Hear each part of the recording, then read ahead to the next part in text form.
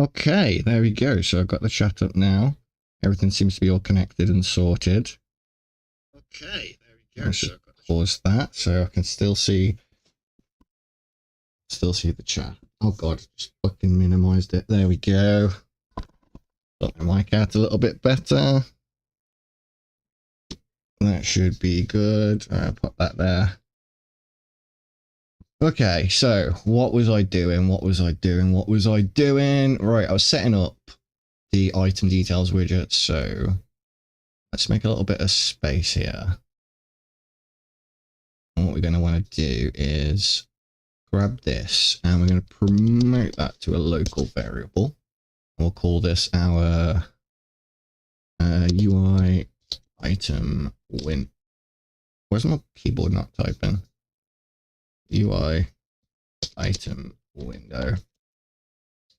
And that's going to be our item display details, so that's fine. We can plug that into there, plug that into there, plug that into there. Sorted.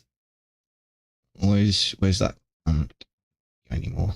Right, there we go. So that's all that. It's going to put it at the mouse position on screen. That's good. But first of all, what we want to do is just quickly we're checking to see if the right mouse button's down and we're not clicking on an empty slot, which is good. So now we need also to make sure that this is valid. So let's convert that to a valid data get. If that's there, put that into is not valid. So if it's not valid, we're going to add it to the screen. Sweet. And then in the actual item detail slot, we want to do an override. So let's go into the functions here and we'll do on mouse leave. So what we're going to do is we're going to remove from parent. Compile. Sweet. Let's have a quick test of that. Makes the screens the right size. It's capturing both screens. All right, okay, so I should have something in my inventory. Yeah, I've got an apple or two, so if we do that, and then when the mouse leaves the window, it removes the item details. Sorted. Okay. So now we're getting somewhere. Right, let's go to our inventory slot. No, item details. There we go. We add some variables here. So we want item name. That's going to be a name. And we'll do item description. That's going to be text. And we'll do item amount. And that can be an integer. And all of these need to be instance editable and exposed on spawn.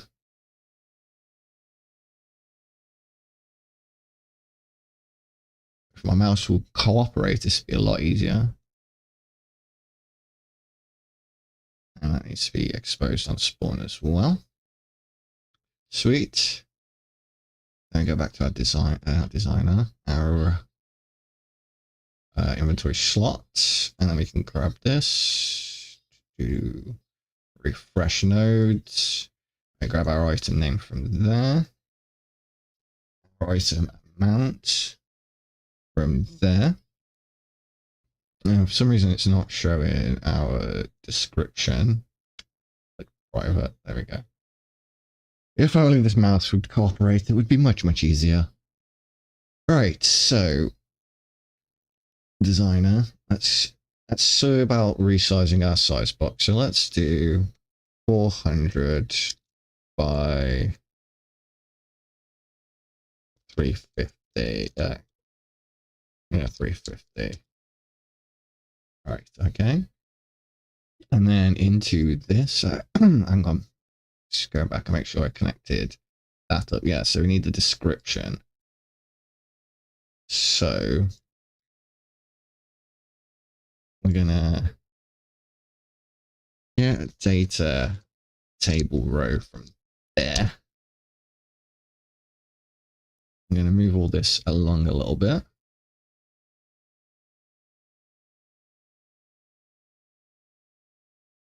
There we go. And then on the row found, we can plug that into there. Our data table is going to be our items. And we'll split that struct.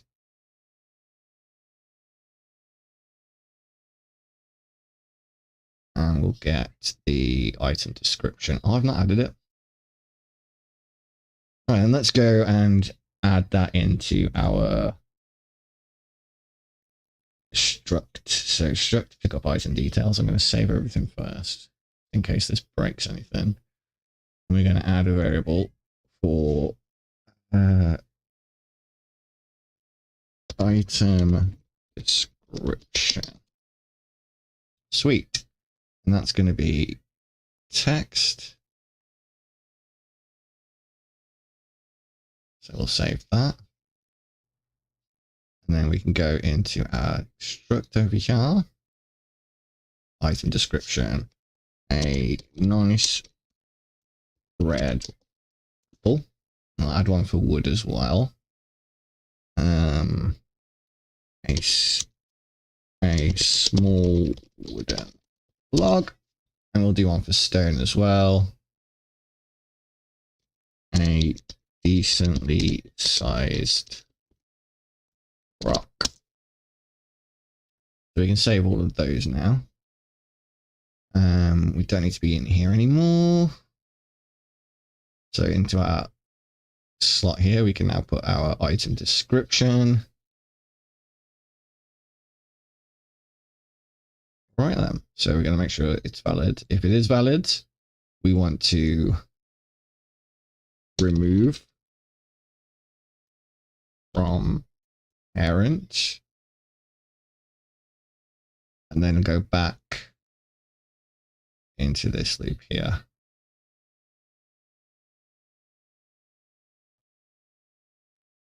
Like so. So let's grab that and move that along. I can drop that down a little like so. And then we'll grab a couple of reroute nodes, move that down. We want to move you.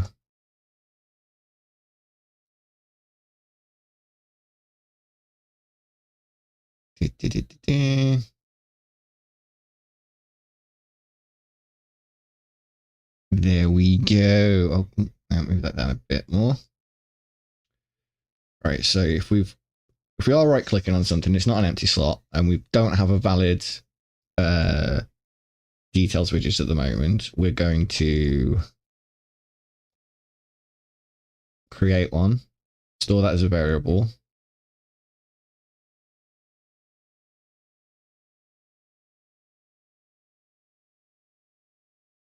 And if it is valid, we're going to remove it because we've already got one up on the screen. So we want to create a new one. And that looks pretty good to go. So in our item details, let's get our border here. we'll just drag the border window, and then we'll drag another border in there. And in this one, we'll give it some padding. So this one can be like 5 in all around. And that border window will make darker so it stands out a little bit. Maybe give that a bit more of a bit more padding. Let's try yeah, no, that looks too much. 7.5. Yeah, 5. I think 5. 5, 5, 5, 5, 5. So 5. And then inside this border, we're going to drop a vertical box. So let's grab one of those. And we'll drop that into there. And we'll give this padding a 5 as well. And then in here, we're going to want some things. So let's drag a horizontal box. And we'll call this horizontal box item name. And in there, we'll stick a border. We'll fill the space with the border. And onto that border, we'll drop some text. And that text is going to be text. And that's going to be our item name.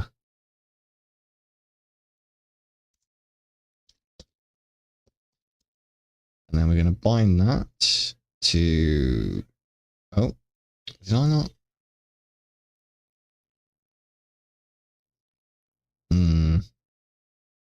Let's change that actually. I'll disconnect that for a moment. And we will just change that to a text. File that. Sorted. All right, back into the slot. And we can just pull that from the out row name now. What is that? Text. Oh yeah, I gotta refresh the widget. Oh, silly me. There we go. Refresh the node even. Stick that in there. Sweet. So now the only variable we're pulling from the slot itself is the amount, which should be fine. All right, so back to the designer we go. Okay, so this border here, we're going to give this a nice dark color. There we go. Text block. All right, right. Let's center this. And that should be fine. Actually, while we're in here, let's do some changes to the font. So I'll make it 18.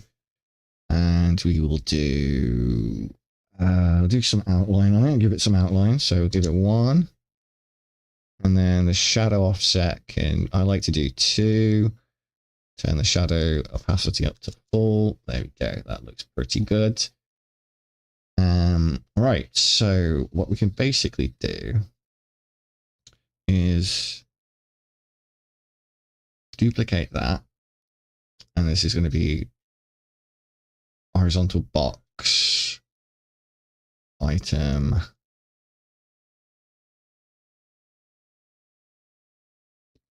description.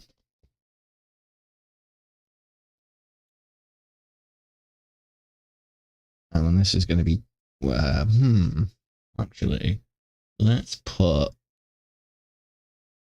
another border into that horizontal box right next to it. And this time,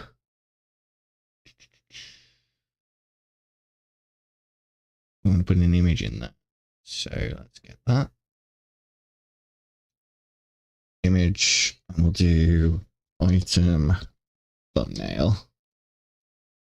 Then we can set this as well. So let's just put a default one in there for the time being, and we'll do wood. Right, okay, size, we want 128 by 128. Yeah, I kind of like that. So this text block here, we can bind to description. And we're going to set the font a little bit smaller here. So we'll do 16. We'll do left aligned for this. And we want to auto wrap the text. Okay. We get some padding as well. So we'll do like maybe 5. Looks pretty good.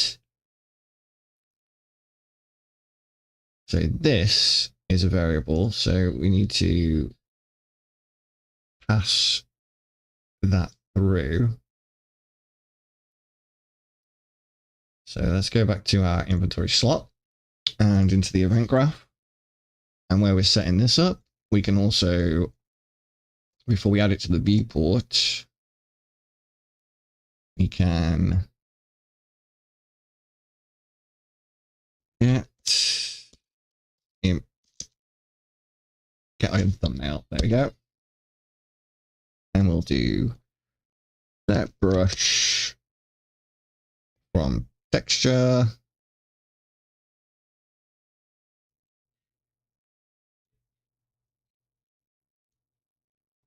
There we go.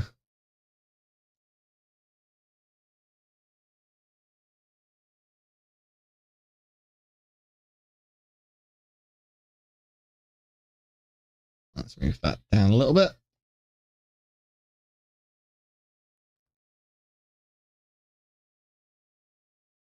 Nice. Okay, so let's grab that and that as well. Really, I should probably just plug that into there, shouldn't I?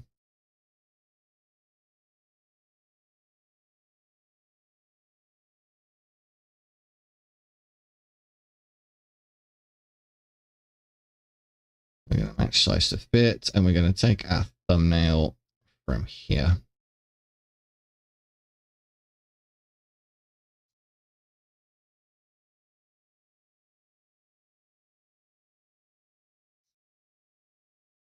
And there we go. That should be sorted for that. Right, back to the designer for the item window. Actually, grab this border here. We'll give it some padding too. And that border there can also have some padding. And then around the thumbnail, we'll also do some padding. And then for this border, we'll get the brush color from this one. Yeah, there we go. So we'll drag that up to here. And then we'll do brush color that.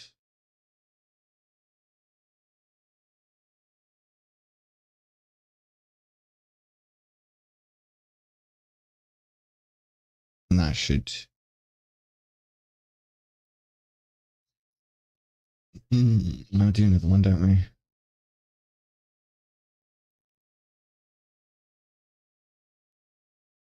Wrap that with another border. That's what I'm looking for. So we do the same with the text as well. Going border crazy. There we go. All right, so scrub the text and we'll just give it some, reset its padding. 5. 5. There we go. And then that border is 5. That border is and that horizontal box. Yep, okay, that looks pretty good. So we've got our items, I've got our description, I've got our thumbnail. So now we need our quantity. So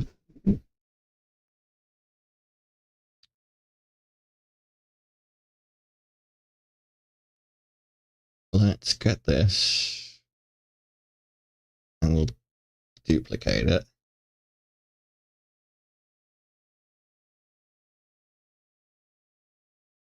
So we'll duplicate that. And then we'll bind this to the item amount.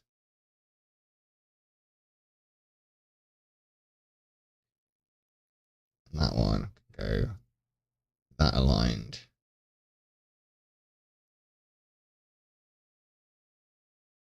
And that should be good to go.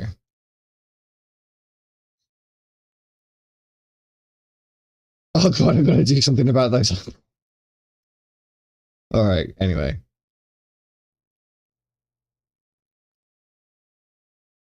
Okay. This is not quite right there.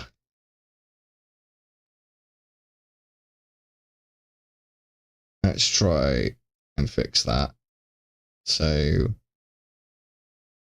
in the slot graph, we don't want, let's try turn match size off.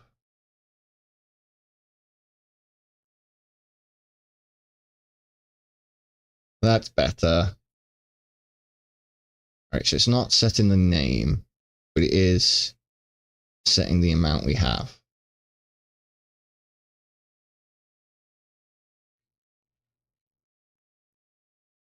Delicious red apple. Nice.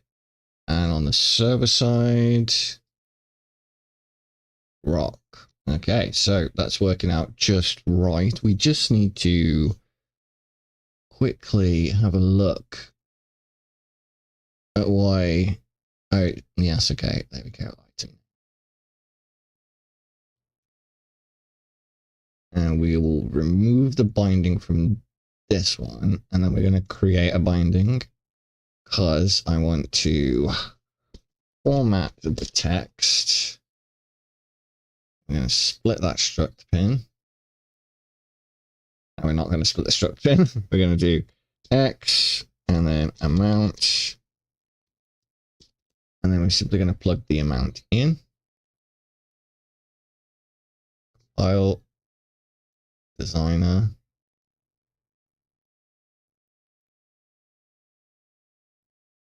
Five.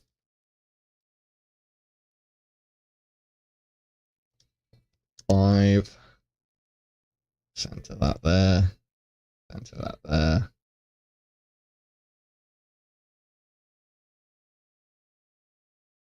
Oh, for that. That one. We'll do that.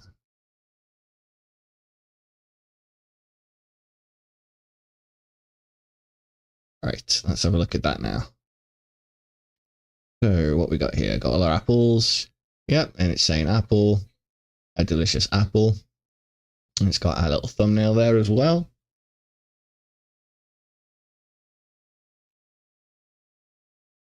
And then if we move off there,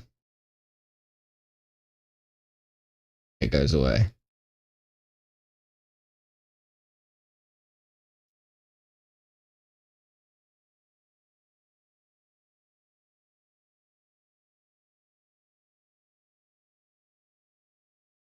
And if we go and pick something else up, so let's pick up some wood.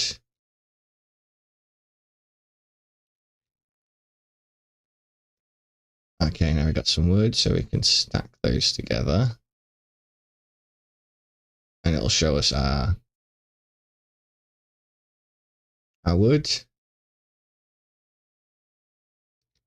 So let's work on some of these borders now. So let's get that.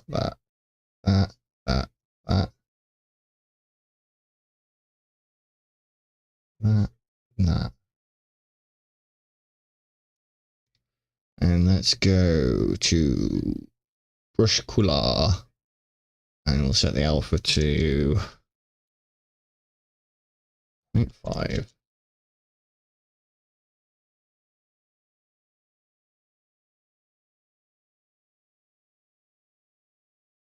Get the big border. Turn that back up a little bit.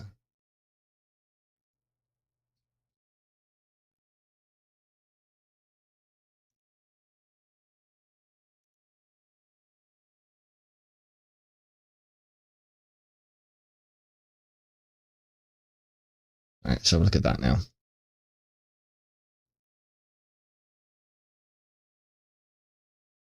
Yeah, that looks better. That fits a bit more in with the theme of what we've got going on. So we got 2 apples.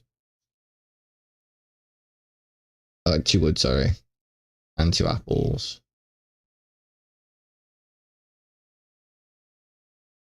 Let's just turn that back up to 1 as well.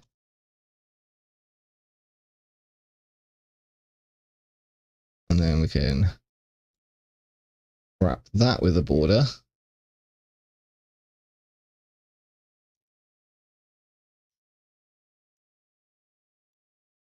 Like so. And that one can be that one.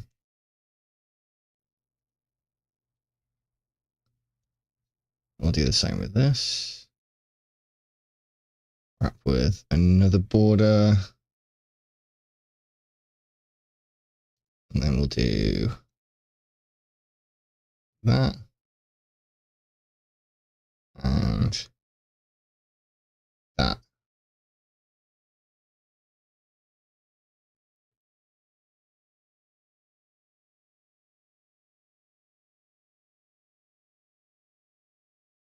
There we go.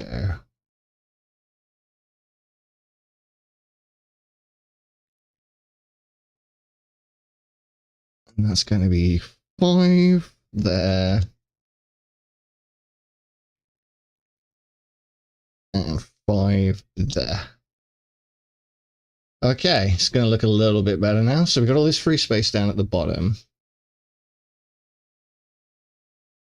that we can use for other things later on down the line, such as like adding other functions like using, dropping, things like that. So let's hit save and check that out. So there we go. We got our wood. Got our apple. You know what? I'm going to move this a little bit.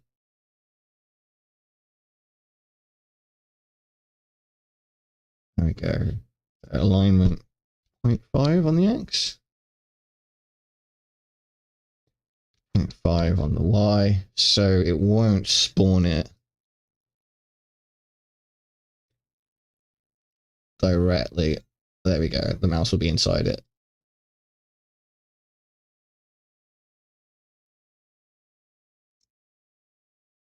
So let's just go in and dress up a nice red apple. Looks crunchy and juicy. Should relieve both a small amount of hunger and thirst. Sweet. So now let's have a look how that appears in game. So yeah, that looks pretty cool. Let's add a bit more descriptions to some of the other ones then.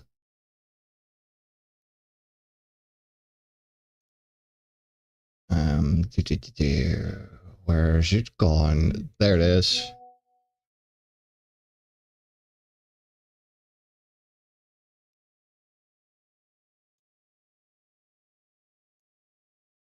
All right, so log, a small wooden log can be turned into planks or used as firewood.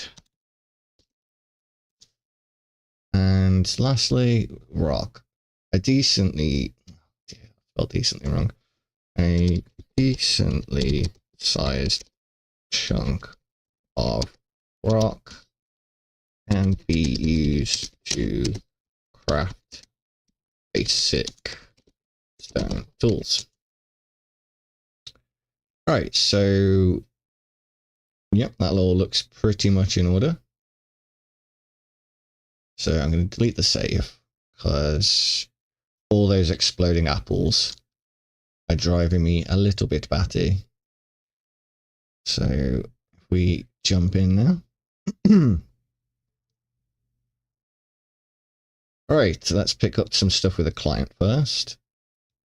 There we go. We've got our wood added message showing in the top left. Need to update that as well. Okay, so now if we have a look in here, right click on it. We want to, if we do it on that one, it goes off screen. So let's move our anchor point a little bit.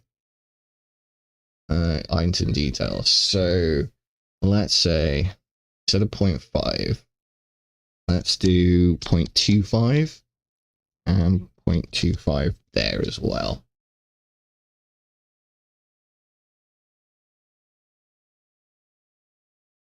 Okay, there we go. Levels loading in all the stuff. All right, so, and if we do it over here,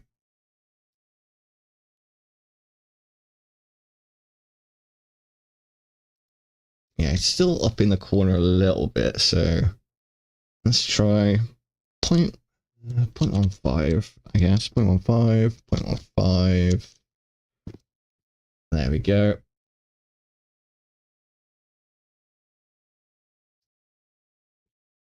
And then we got some free space down at the bottom of the widget to do some other stuff with. So there we go. I'm going to go and pick these apples up. Oh god, it's spawning more. I need to adjust the spawn timer on that. It was just a test actor, to be fair. So there we go. Let's have a look at our apples. Yeah, and then we can stack these up. And it'll tell us all about our apples. I'm leaving the inventory design quite bare bones, so you can pretty much do with it what you like. Okay, all right, let's go into my where's my test actor? Here he is. All right, let's update this. Yeah, we don't want a minimum, say we'll do the minimum 60, maximum 180. We will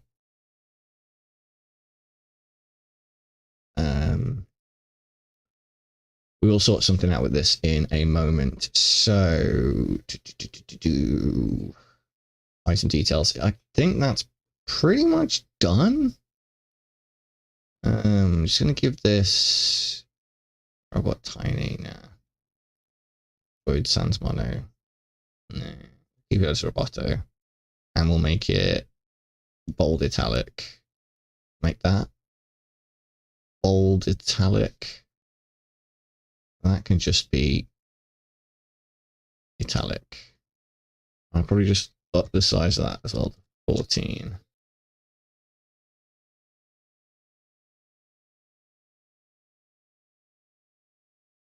That can be 24.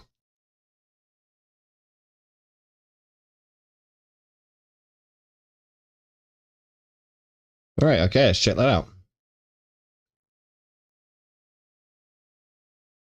Still exploding apples at me. Right, yep, that looks a bit more like it. So it's telling us how many we've got, the name, its description, and all that good stuff. So let's switch over to the client. We should have all the logs and stone in here. Yep, there we go. So we got the stone, got apples, and we got logs. So I think what I might do,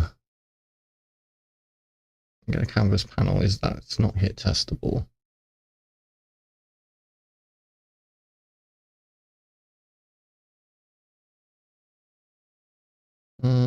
I mean, that's going to be fine for what it fine for what I need it to do. Okay, so let's get our test actor. So do inventory blueprints. We got our test actor. So let's go into the viewport, and we're just going to add a static mesh, and this is going to be our tree mesh. So let's get our tree. Tree one. He's a big boy. So I think what we're going to probably want to do, I mean, don't necessarily need to scale it down, really. We'll get rid of that one for now. And then we'll jump back into our test actor. And we're going to do a few little things in here. So let's add some collision volumes. So we'll do sphere collision, because that makes the most sense for spawning points where apples are going to drop from. So we'll do apple spawn item spawn point 1,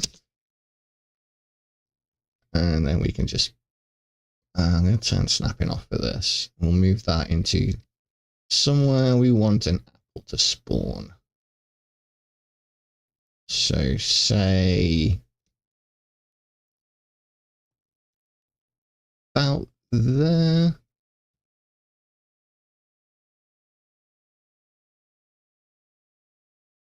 Yeah, that looks about right. So I got one there, and then we'll do, oh god damn it, I'm always doing that. Right, test actor. So let's grab our spawn point, and we want to do a couple more, so we'll duplicate that. And we'll move it around over here. This is just basically just to give it some randomness as to where the spawn location for the apple is going to be.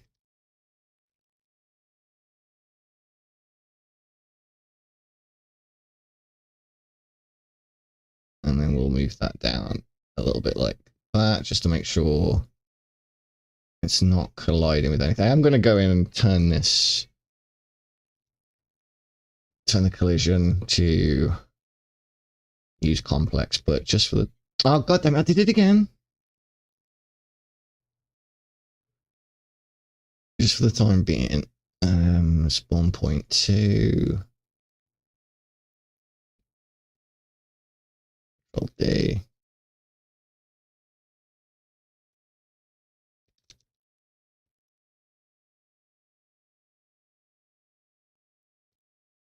Yeah, that looks good.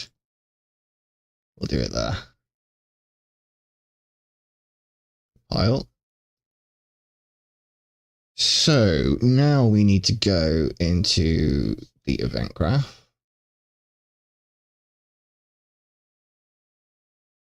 And when we're taking our timer, we're going to spawn it. We're going to get spawn transform. So we're going to select from that, like so. And then we're going to take get rid of the scene root. We're going to take spawn point 1, plug that into there, get spawn point 2.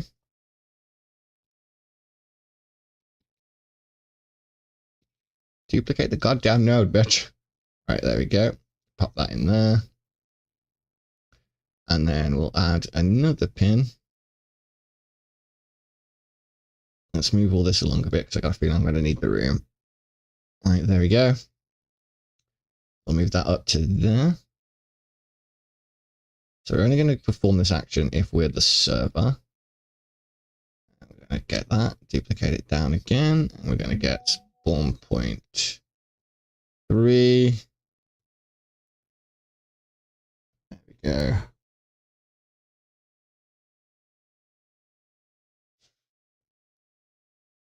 One moment. Doot. Doot.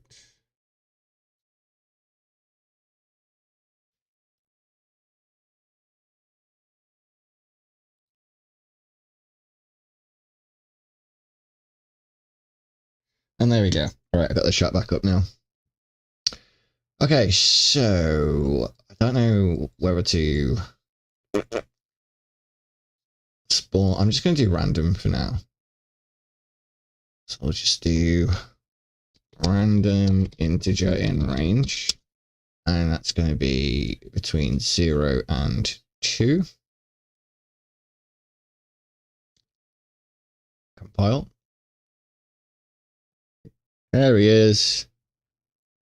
All right, so that should pick a random point on the tree to spawn an apple from. Once the apple gets spawned into the world, it's going to add it to the list of saved actors so the world remembers it. So for the time being, I'm just going to quickly go back into the construction script because all this gets run on the server. So this should be the same for all players. So I'm going to put it back to between 5 and 10 again, just for testing. Oh, array player, how fun. Yes. There's a psychopath with a mind like me. No. Well, I mean, it's array play isn't that bad, but structs can get a bit of a pain in the ass. All right, so let's have a quick shufty. Yep, they all came out there quite explosively. So now, every few seconds, we should get... There we go. Oh, God, it's... Yeah, I need to check. I need to do the collision. Need to do the collision, right? Where is it? Open you up. Let's grab you. And let's show me your complex collision. That'll do. So I don't recommend doing this, but just for the time being, because this is purely for testing, I'm going to use complex as simple. All right, and I'm also going to just grab all of these and move them down a little bit so they're out of the collision volume for the tree. All right, then, let's just make sure. Yep, okay, so all the apples that spawned into the world already, it saved those happily. So there we go, there's one dropping down now. Let me switch over to the client. I'm gonna pick all these up just so we know when it's spawning new ones. Oh, yep, I think I just saw one drop on my head. Are you just, there we go. Right, give me that, yep. Okay, and there's another one there. Right, okay. There, yep, there, okay, so yes, it's spawning apples. Just lovely. Oh, I'm not a struct fan. I mean, structs are handy. I just don't know. It's not that I don't know how to use them properly. I've got lots of bad habits from before I learned structs, so I've been forcing myself to use them more and more often, just to try and get a feel for how they work more often. So I'm pretty much using them for everything on this, even when I don't necessarily need to. But I figure it's good practice for the future. But currently at the moment, I'm setting up the trees so that they organically grow apples, as you can tell. So that seems to be working lovely. So I'm just going to adjust the timer. No, actually, I'm not going to adjust the timer because I want to do some testing with adding them to an array. So they're getting added to the save actor. So what I need to do really is keep track of all the ones it spawned.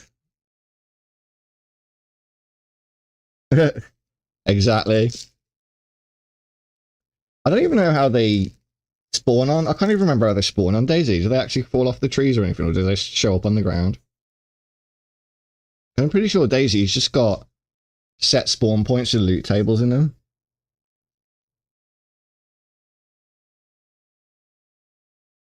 No, when the item gets picked up, a call gets made from the player's inventory to save it at that moment. So when the actor's saved, it then gets destroyed. Because I didn't want to have any issues where I was destroying an actor and then trying to add it to an array on the event destroy, because that's causing problems on the client.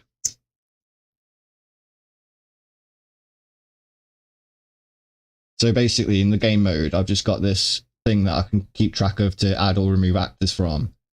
So now, once this is dropped into the world, it immediately gets logged. And then when a player picks it up, it gets removed. from that array, and then if the player chucks it back into the world again, it gets added back to the array. So I think what I need to do with this is create a variable in here to keep track of how many apples it spawned, and then say when it's hit 3, it won't spawn anymore till those ones have been collected, or once it hits 3, it'll remove the first entry.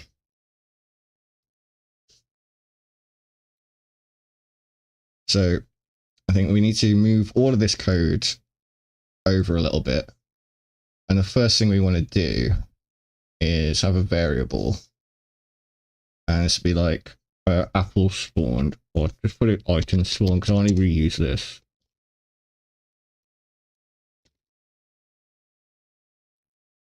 And that can be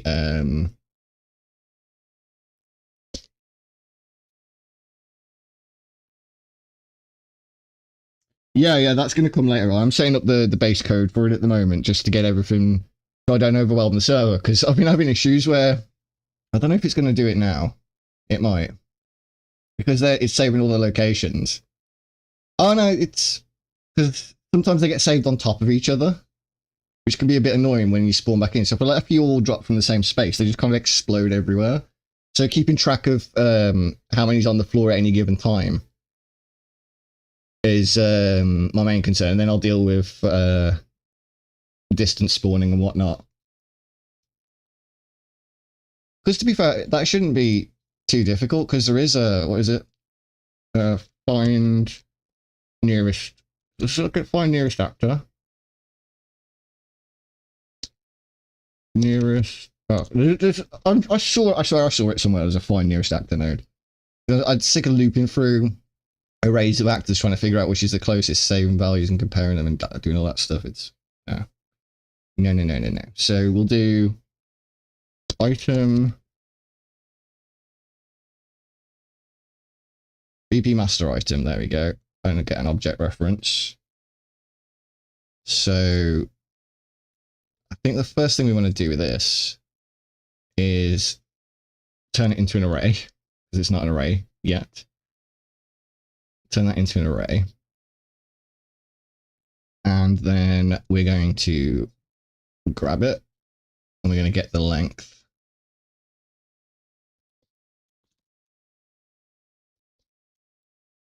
Get length. Come on. There we go.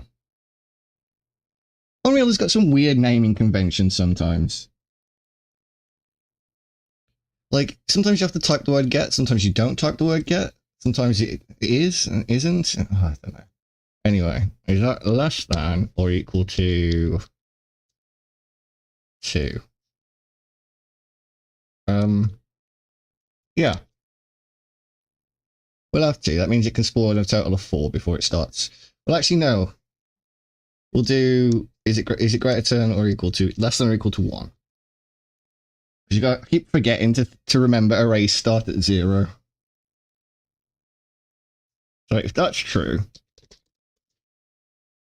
then it means we haven't yet reached our maximum apple amount. So then we can go into this. And then when we add it to the saved actor, we're going to pull off there and add it to this array as well.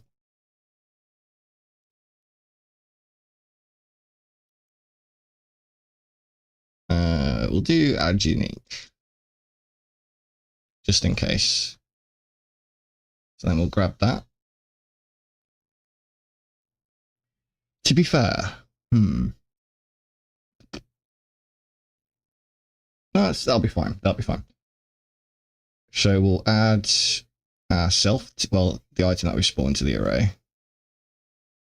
And then just for good measure, I'm going to print string. And we're going to append that.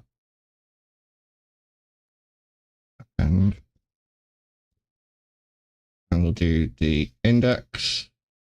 And we'll do the item. So let's delete the save games now, so we get a fresh save. Jump in. There we go. Oh God, I've made it too big.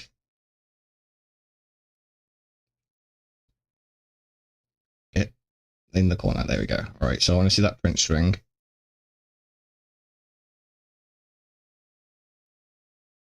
And then after it gets past 3, it shouldn't do any more.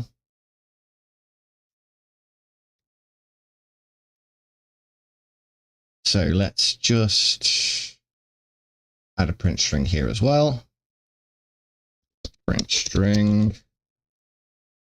And we'll call that array limit exceeded. And I'm going to make this stop on the screen a little bit longer. And the same with this one as well. So let's do 10 and 10. And we'll delete the saves again. Get them all. And there we go. So let's do that. Right. Come on, Mr. Apple Tree. There we go. There's one. And there's 2. And we should get a 3rd one. And there we go. Array limit exceeded. Sweet. So we know that's working. Okay. So what I want to do now is once we reach this point, we're going to get the index. We're going to get first. No. Remove index. Yes. So we're going to remove the index. And it's going to be the first index. But first of all, we want to check to see if that's valid. Is valid index. If that's true, we know it's still in the world.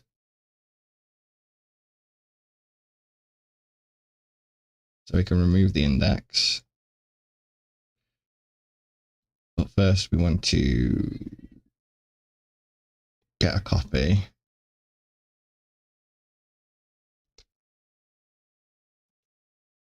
And we want to call this again. Well, not that bit, just this bit. So we'll Control C that. Control V it down here. And we want to remove save vector. So we're going to get that reference there. So what that's going to do is it's going to go through the array.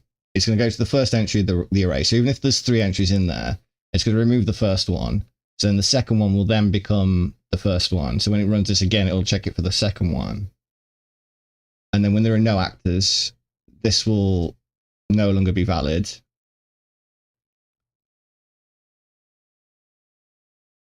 So we want to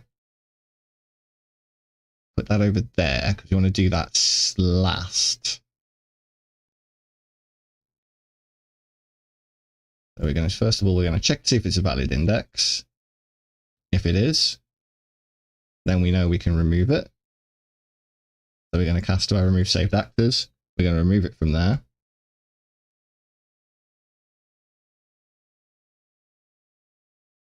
So let's move that down.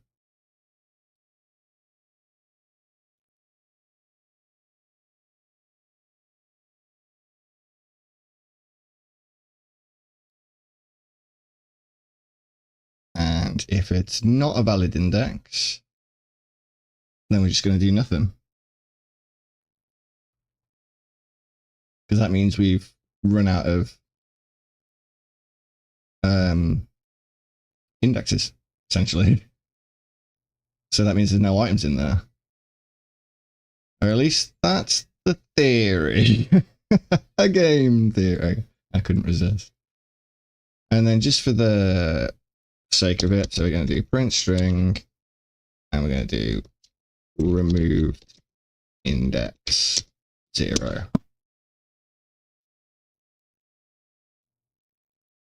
So that should work. It's going to check to see if we've got a valid index, which we should always have a valid index as long as something spawned.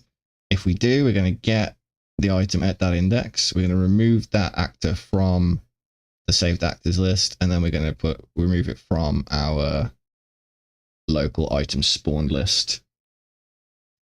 Sweet. So let's grab save games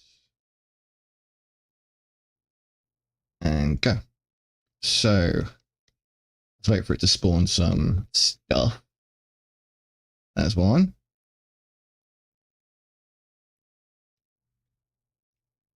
Ooh, I've tapped something on my phone. I think that was 2. Yep, that was definitely 2. Server limit exceeded.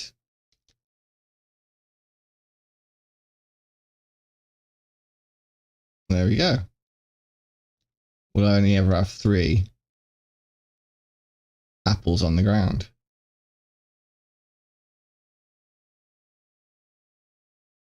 Oh. Okay.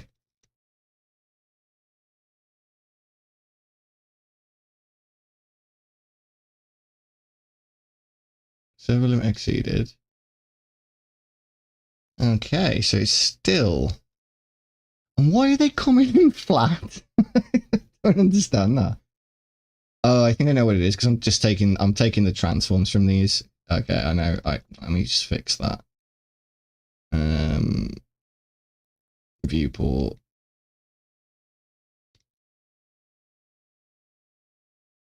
Oh, wait, no, the scales.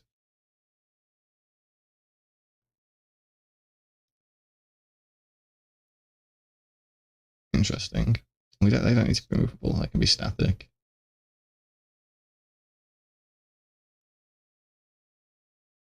Right. So what is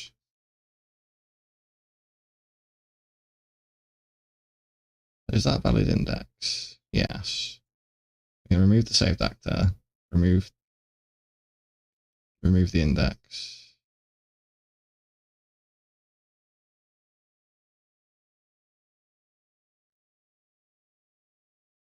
Is that less than or equal to 1?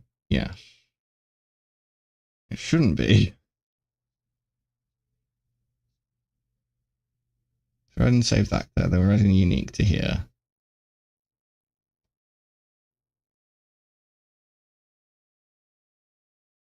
You know what? Let's, instead of adding unique, let's do set array element.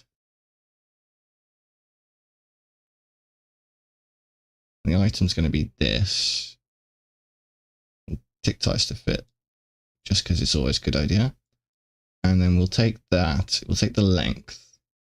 So whatever our current length is, and we'll do +1 to that. We'll manually store them for the time being, just to get everything up and running and working. So I'll plug that into there.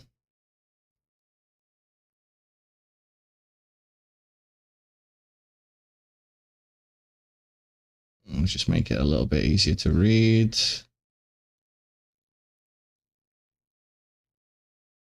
And then we'll add that to the array element.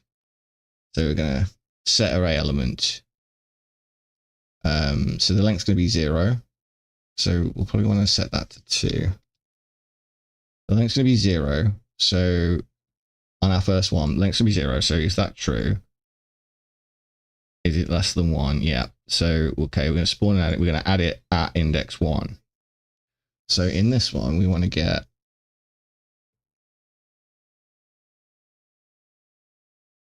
that +1. No, actually, that we just want that, don't we? The last entry. Because it's going to be true. So we're going to be adding the actor at slot 1. Then it's going to run again. Is it less than 2? Yep. So we're going to add it in at slot 2. We're going to get that now. Is that equal to 2? Yes. So we're going to add that in at slot 3.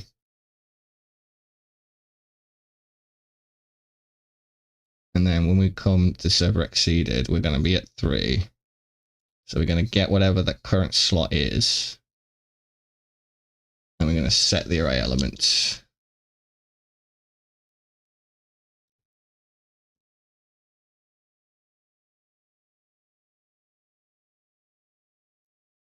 Oh, I know what.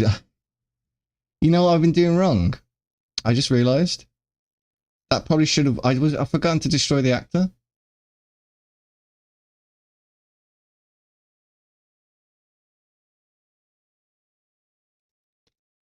Oh my days.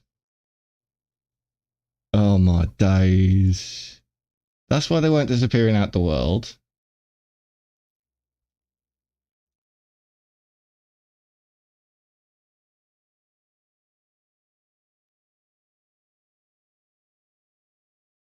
So let's clear the save again.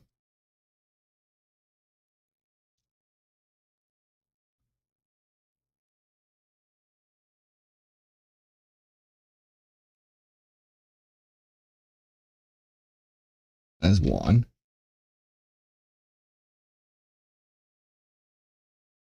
2.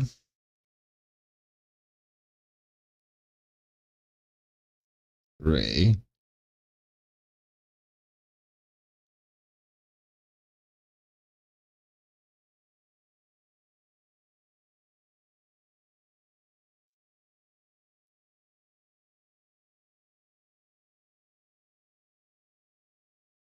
That seems to be doing the trick.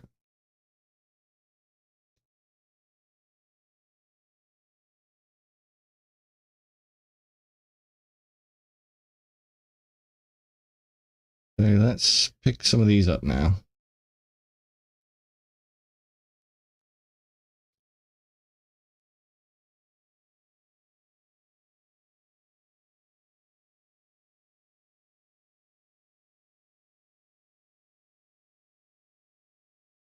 Oh god, hello.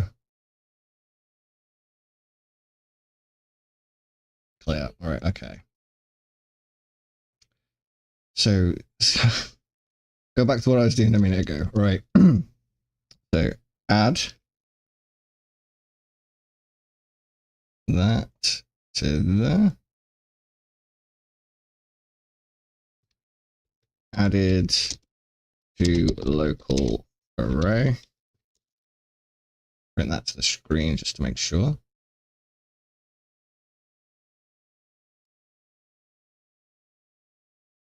So we can get rid of that now. And we're going to get a copy back at index 0 again. Which means we'll be removing the index again.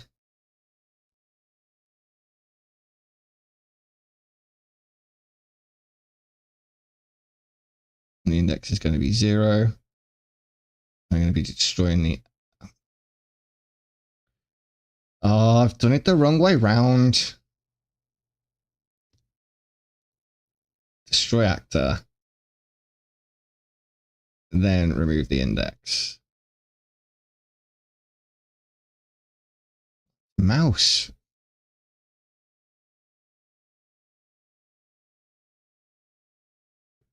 Okay. So less than equal to 1. The max we'll ever get to is 2. It's always going to remove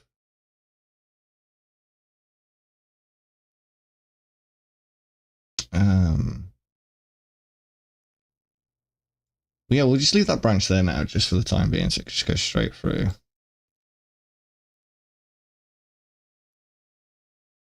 Print, we'll print the string. I want the length of the array.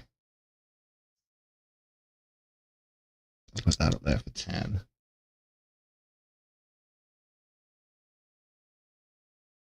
Right. There we go. So let's get some apples spawning in. There's 1. So, and that's added to the local array at 0. And that's added to the local array at 1. And then we've removed index 0. Spawned another one.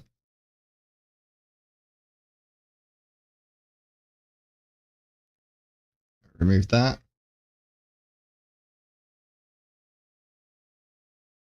And we're going to pick them both up.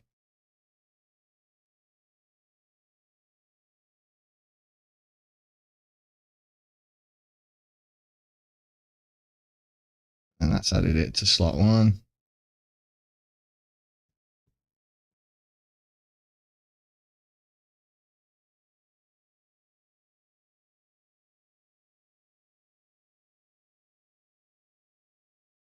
There you go, it's deleting that one now. It'll spawn another one, and then that should delete the other one. Yeah, here we go. Sweet. Okay, let's have a look. Destroy actor. We'll just do a quick is valid.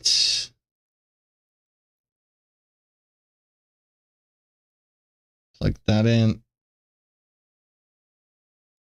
We'll destroy the actor. If it's no longer valid, we're just going to remove the index. Sweet. Okay, so now the last thing I need to do is just make sure that that's less than 2.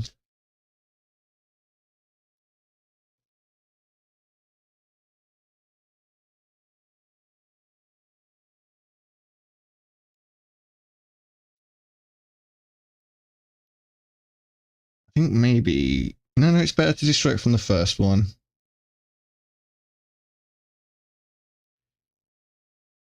So yeah, that looks like it's going to be pretty good. So let's just move that down. We're going to split this open actually. So we'll split that struct pin. Split that struct pin. And all I want is the location and the rotation. We'll leave the scale default.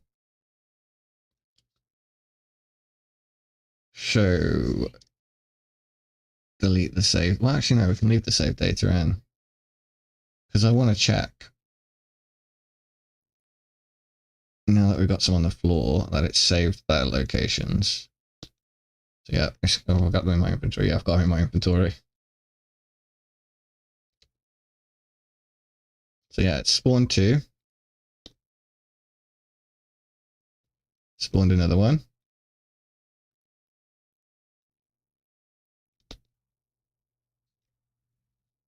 Spawned another one.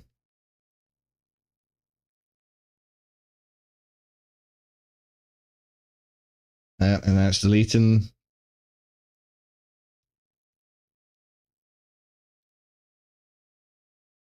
It's going to spawn that one over there. Now it should delete one. Yep, there we go. Okay, that looks like it's all working really cool. So get rid of these nodes here to comment this. So we'll get spawn timer and set, and we'll do check array length, and we'll do pick spawn location spawn.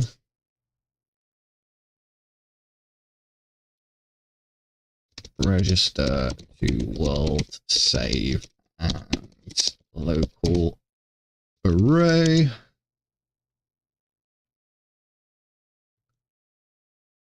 It's all good, and then we'll remove if remove old instances if spawn limit exceeded.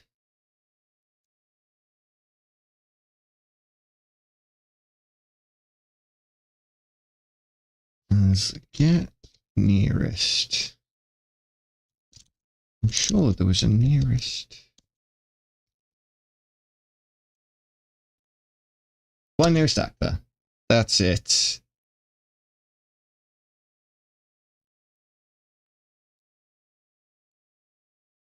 So let's make an array.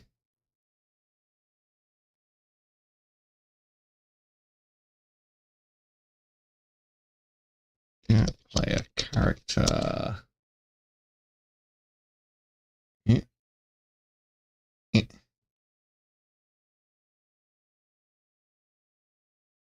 Well, actually, if we make a variable here, we'll do BP player, and then we can change that to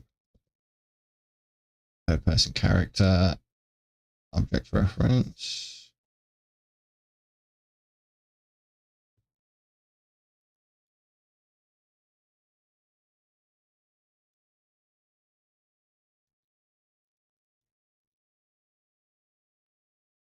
Compile.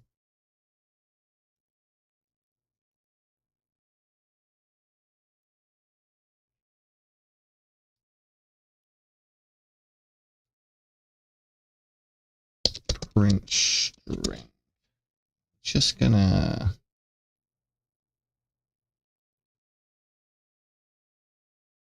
do that, and then that, and we'll get actor location. Compile.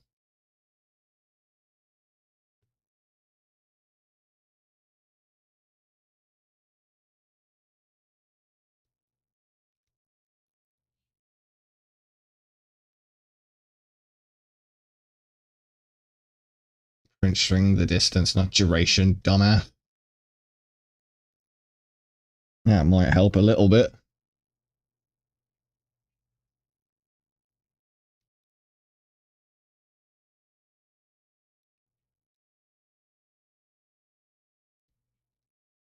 Let's pick these up.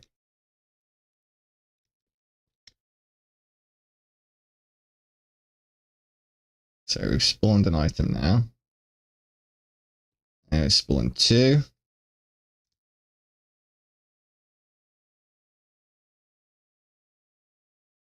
We've spawned number 3.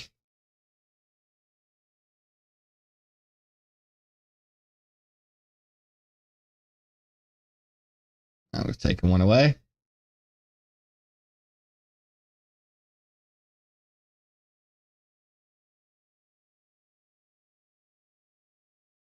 And we've spawned a new one.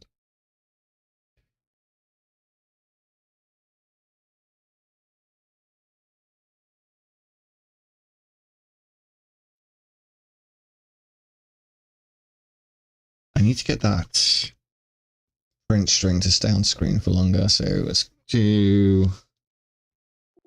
Oh, for God's sake. Let's do 20 seconds. And we want the color to be a nice thick red.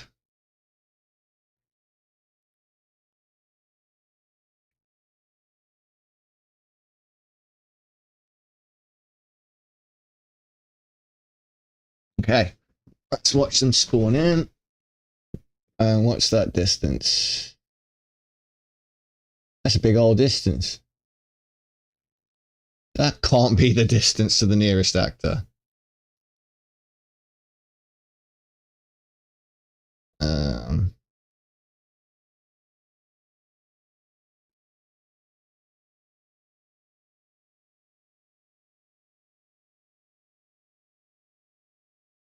Player character, let's try that one then.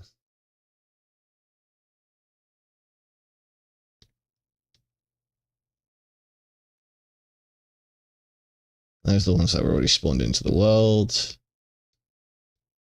Ah, that's more like it. 575 units. 597 units. So if I go and stand over here. 1997. Is it not picking up the client?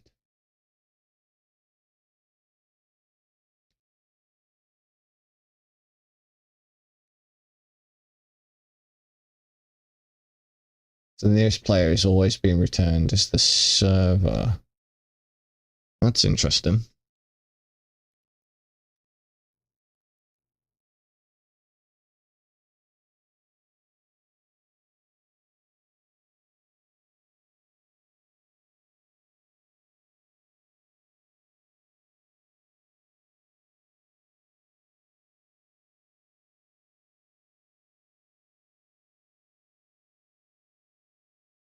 Oh, actually, hang on a minute. What if we do get all actors of class? And we'll do third person character. And then we'll plug that into our actors to check.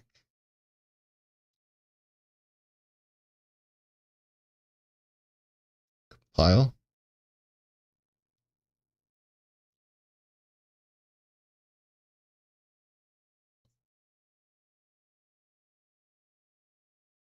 So let's see, 806 is currently the nearest, which is the player character for the server. So let's go up there with the client. And there we go, 322.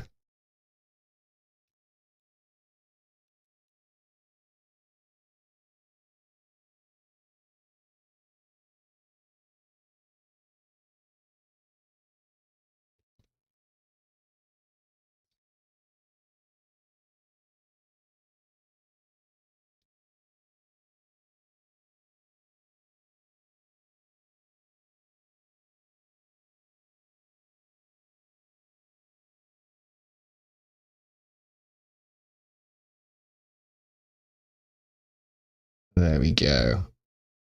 Okay, so that's spawning the apples back in.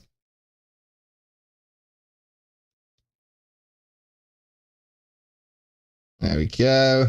Right, so now it should start deleting them. Yep, there we are. That'll spawn a new one in. Beautiful. So that is only going to function now because I'm going to go and set a distance check in there. So we will only perform this if there is a character nearby. And if there isn't, what we're going to do is we're going to check for the loop through the array and remove all the instances that we've spawned in.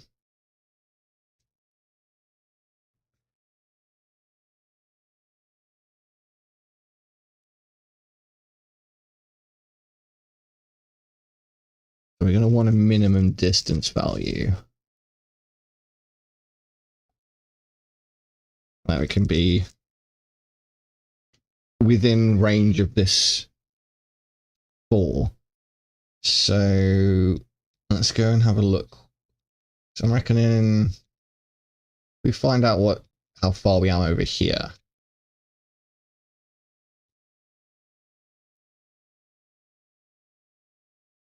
Okay, let's have a look. So where are we? 192, 2409. So I reckon if the player is within,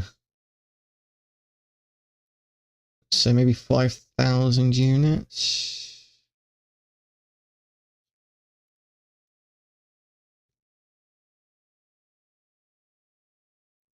Let's move that along. Make some space.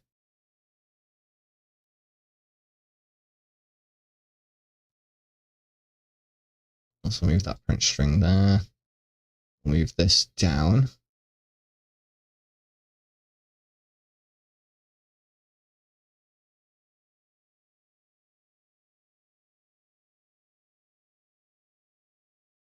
I'll move that along to there.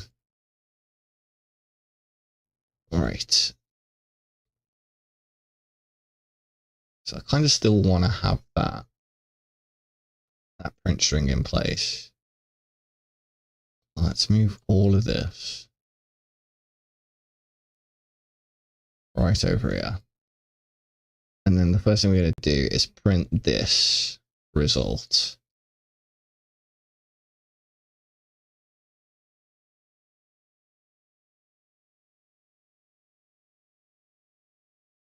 Well, actually, let's do the branch check first for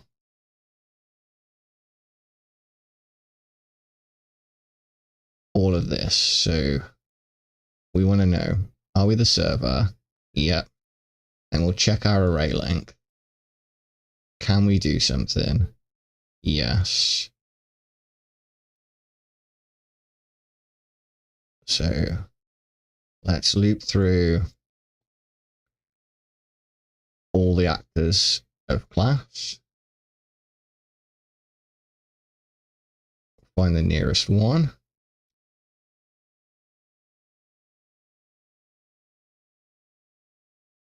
Then we'll do another branch.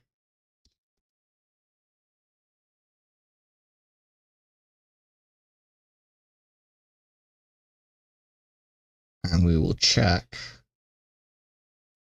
to see if there is a player nearby. So we're going to get that, and we're going to check to see if that's less than or equal to 2500. If that's true, and there's a player nearby, is player nearby.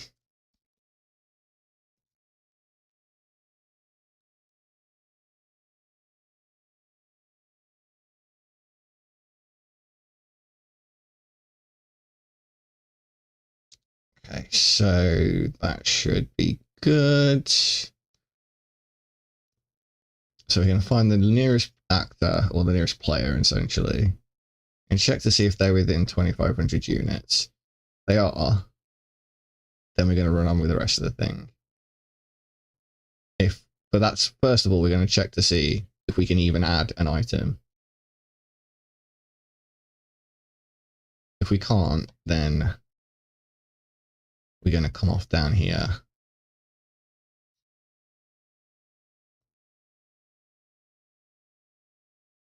And remove an item.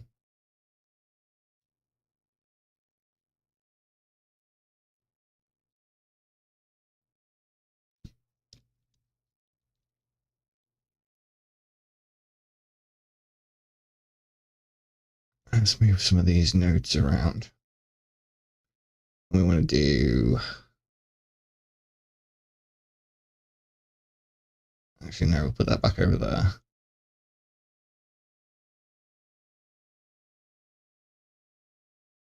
Should really be doing the is valid back here, shouldn't I?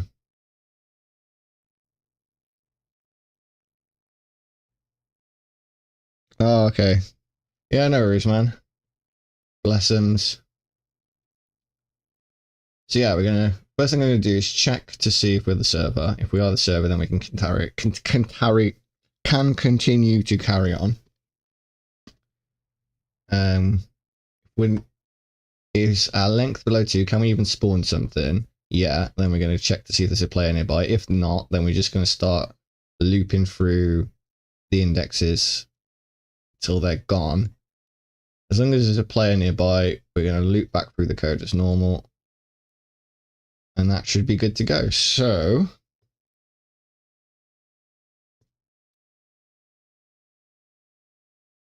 yeah, is there a player within 2500? Yes. So let's do that. And I'm going to have to make, actually, you know what? I can just, let's not cut down a tree to make a piece of paper. Yeah, instead of making the level bigger, I'll just make this number smaller. So is there a player within 1000 units? Actually, yeah, 1000 units should be fine.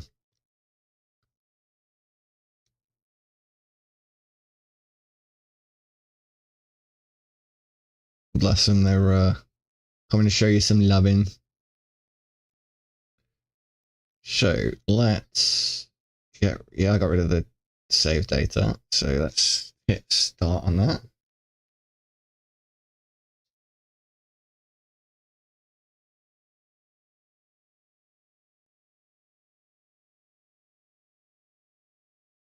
Actually, just for some troubleshooting, I'm going to take this print string. If there's no player in range, let's just say no player in range. That way we will know if it's messing up somewhere. It's good practice to put something off the ends of branches. I mean, this one for the server, I don't need to know if that's not going to mess up, because only the server should do this. That should never have a false on it. But some of these that can be false. It's handy to have little things printing out telling you, and when things succeed as well. So then it makes it easier to figure out where you're going wrong. So let's give that a go.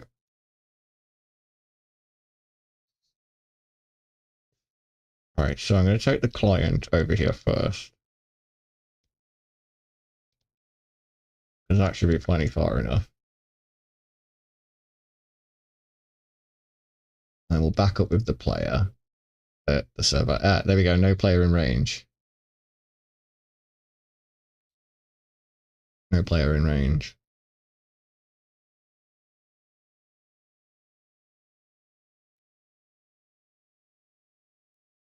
So now there's a player in range.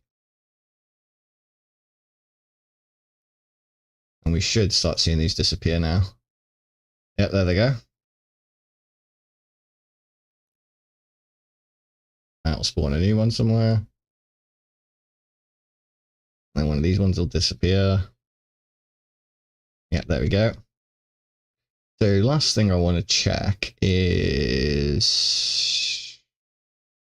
Oop. So if there's no player in range, we want to just start deleting the items instead. So we'll just go straight down to there. Well, actually, just to make it a bit neater, we'll put that node there, actually. So if the array is too big, it will start removing apples. And if the player goes too far away, it should start removing apples.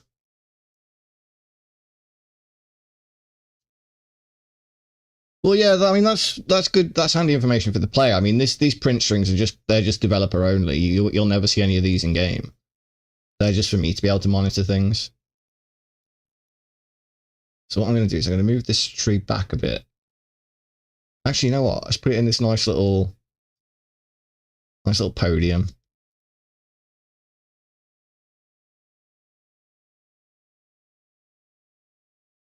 There we go. That'll do. Centered enough. Rotate it a little bit.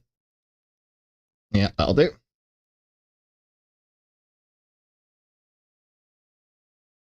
Yeah, like there's just various points in the code at which it could go wrong. So I want to know. So like here, for example, is there a player within range? Well, that could fail for any number of reasons, and I won't know what's failed. But if it fails here, it'll say no player in range. And again, if it fails here, it'll say array limit exceeded. If it succeeds, it'll tell you what it's removed. And if it succeeds there, it'll tell you what it's added. So I know if it's saying no player in range, and or it's not saying no player in range rather, but so that means this branch is true, so it's gone through here, but it hasn't got to this, then I know it's failed somewhere in here. And if likewise, if it's got to this, but hasn't got to this, then I know it's this section particularly that's failing.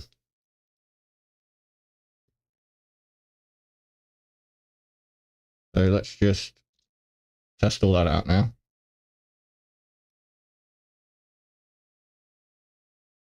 For some reason, the logs sometimes get stuck over there. I'm not sure why. So there we got one spawned in down here. I'm gonna back up.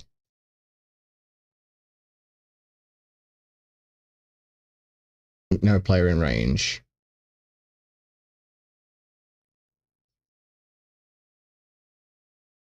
So now it's removing all the items.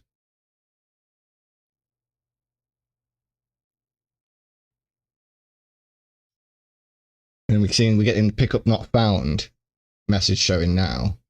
So if we're trying to remove index, it's saying pickup not found. That's because it's calling this remove saved actor, but the index is empty now. So even 0, there's nothing in it. So that's saying, putting a print screen up saying there's nothing to remove.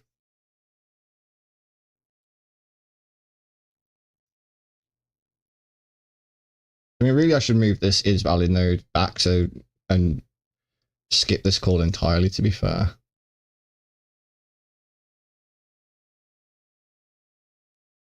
So let's move that back to there.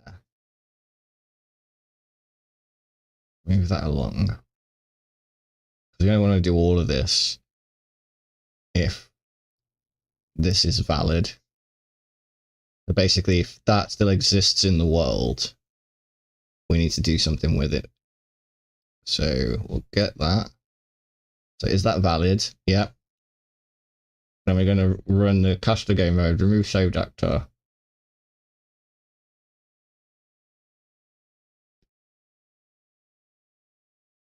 And then destroy the actor. And if it's not valid, we just want to remove the index because the object no longer exists, so we don't need to keep it in the array anymore.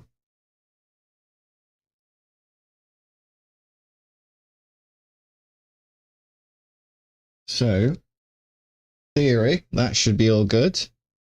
So let's clear the save games again. Compile, hit play.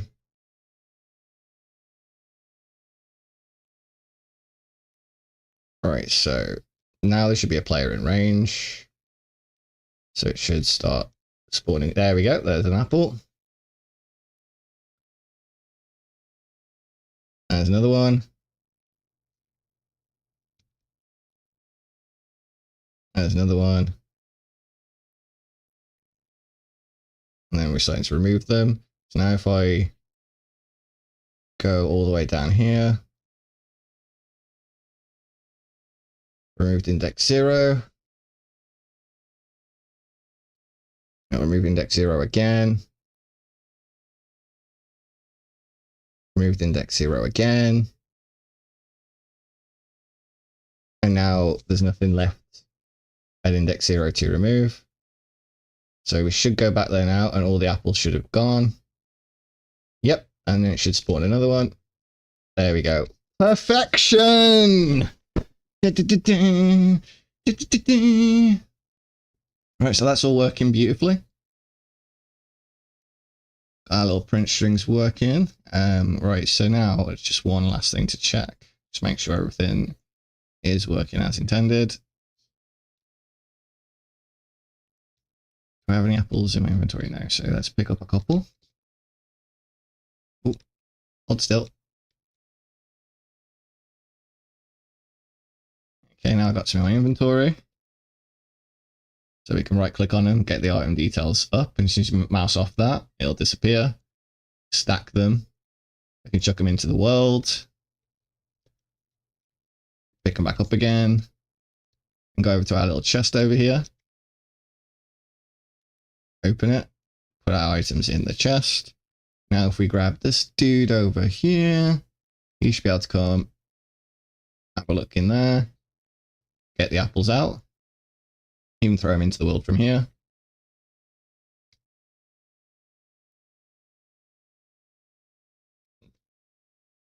There we go, grab the apples, put them in this chest over here actually.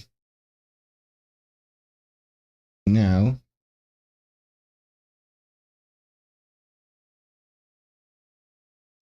we should be able to come out of there, reload the level, and got no apples in their inventory, but there should be some in here. And if I bring the client over to, drag them into there. I can even drag them into this guy's inventory if I really want to.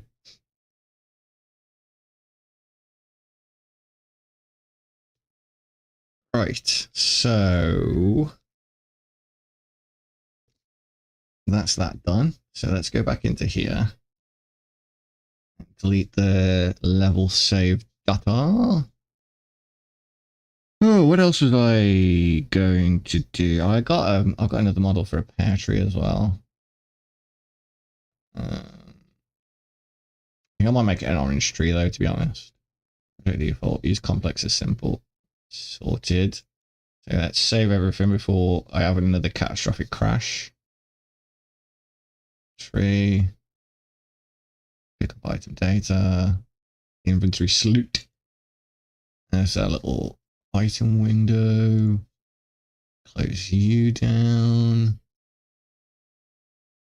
Right, so let's just go back into the blueprint. And we'll rename this. Rename EP Master 3.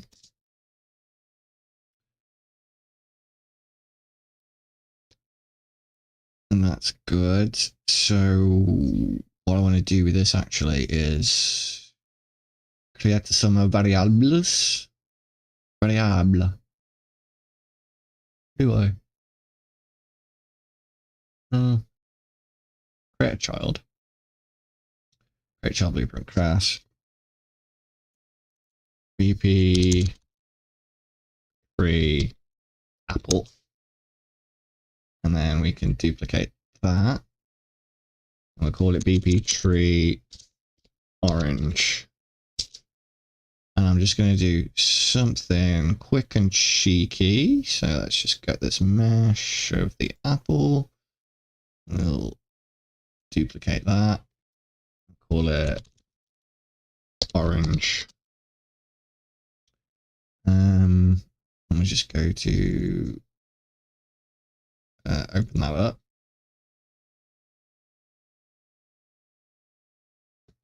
That's sweet. So let's go to the materials. Do I have one that's orange already? No. So we'll just duplicate this. Matte orange. And just quickly make this orange. That'll do. Then we can go into here, do that. Right, sweet. So now we've got, I know it's not very orange, but let's see if I can get it a bit more orange. There we go. Apply and save. Yeah, it looks. You know what? Okay, right. Let's just do something about that. Make it something a little bit more realistic. So we'll rename it to peach because it looks a bit more like a peach than it does an orange. Let's face it. It's peach. Right. So now that's that done, we can go into our inventory system, into blueprints. No, not blueprints. Data tables, and we can go into our pickup item. We can add one here. Let's add entry for orange.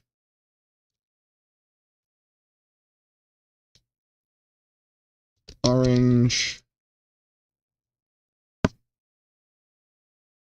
Orange. Oh no, it's peach on it. Okay, now. Oh, I don't even remember what I'm calling stuff. Right, so peach. Better call the row name peach as well.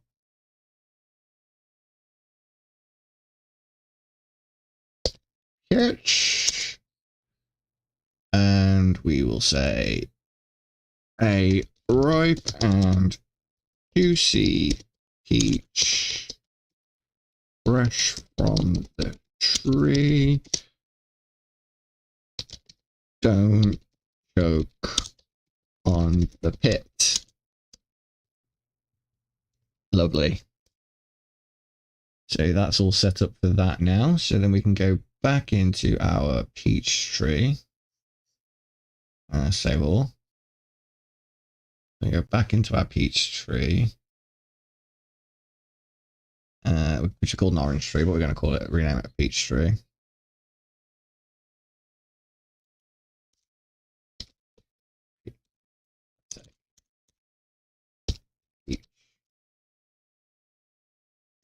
Bring that out into the world.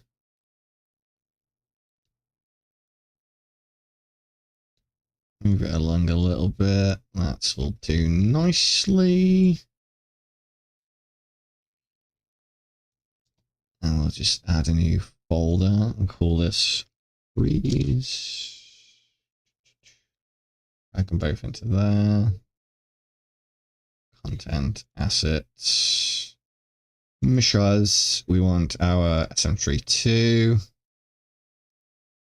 And go back to our peach tree. Where is it? Yes, blueprints, trees, peach tree, and we're going to open that all up. And the tree mesh is going to be SM302. And the item details, class defaults. Grow timer, that's going to be fine. Event graph.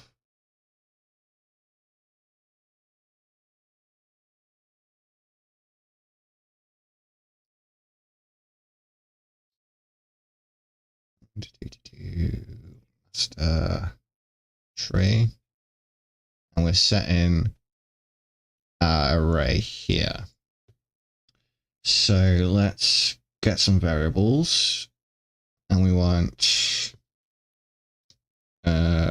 item name to drop. That's going to be a name. And we need the amount can stay as 1. So let's just grab that and plug that in there. And we want to instance editable expose on spawn. And we'll make it replicated because why not?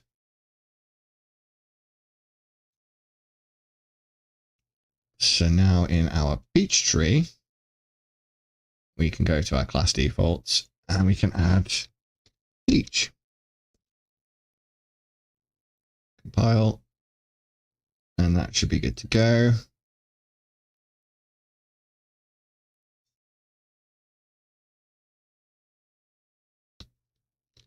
So let's go over to our peach tree. And it's still dropping apples.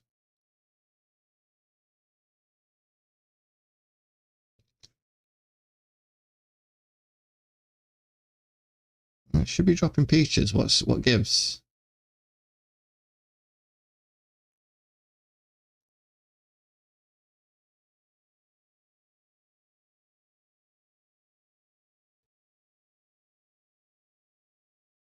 Yeah, it should be dropping peaches.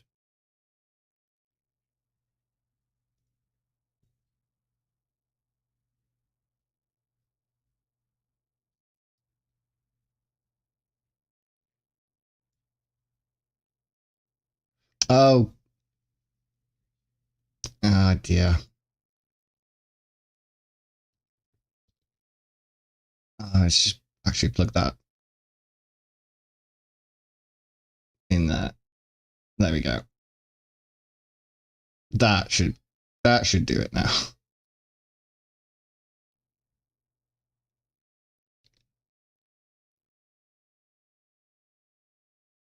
Why are you still spawning apples?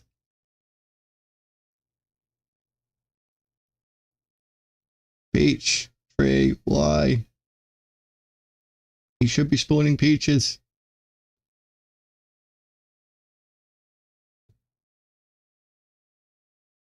None.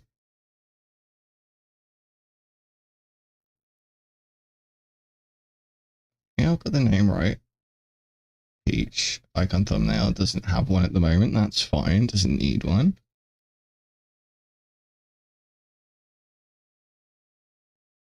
Huh.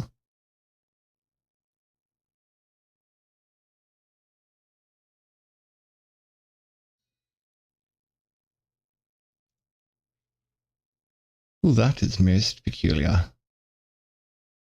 Item name to drop. So that one should be apple. That one should be peach. Let's hang on a minute. Let's try getting rid of those.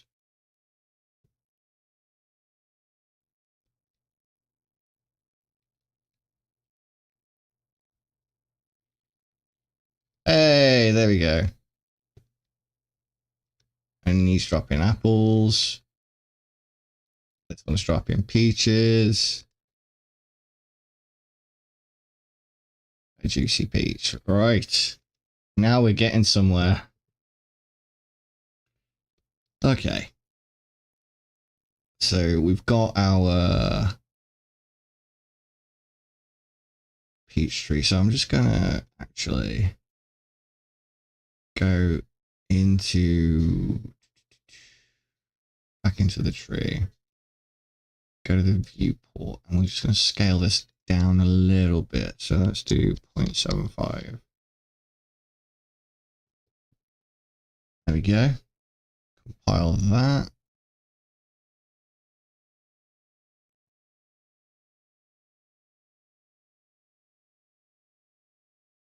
Hey, there we get some peaches. Nice. Oh, hello. More peaches.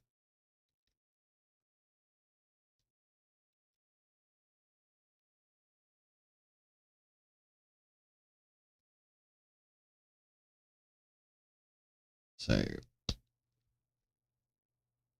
we can move these. And actually move.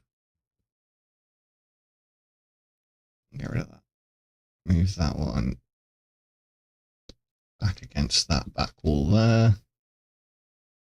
And we'll move it across. Same for this one.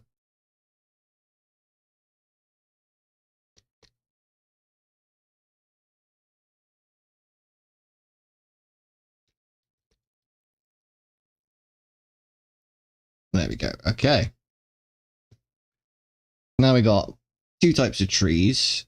They will only spawn objects when the player is nearby. And they should both keep track and despawn anything that they have spawned if there's nobody nearby. So let's just check on the peaches.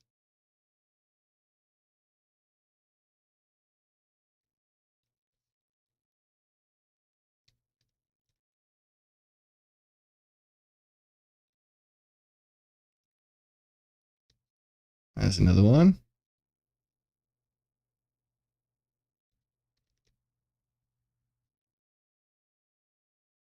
Oh, that peach just disappeared.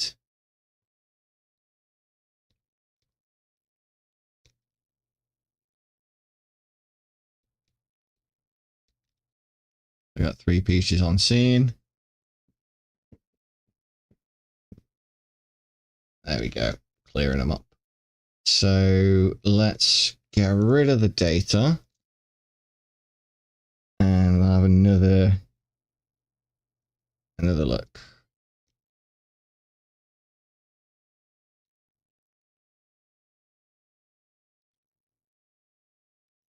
So we've got an apple back there. Got a peach over here. Another peach. Another apple.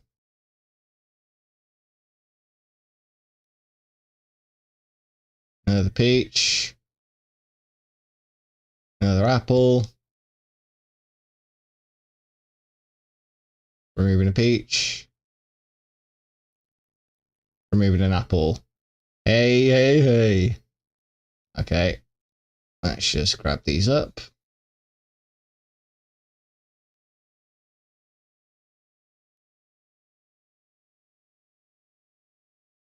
There we go. And then we can right click on them. Throw into the world.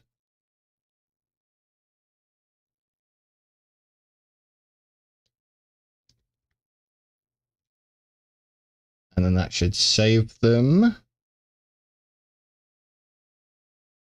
There we go. They all just exploded because of the collision, but that's cool. Alright, so we've got pretty much done what I wanted to get done. So I'm going to treat myself to a cheeky little cigarette.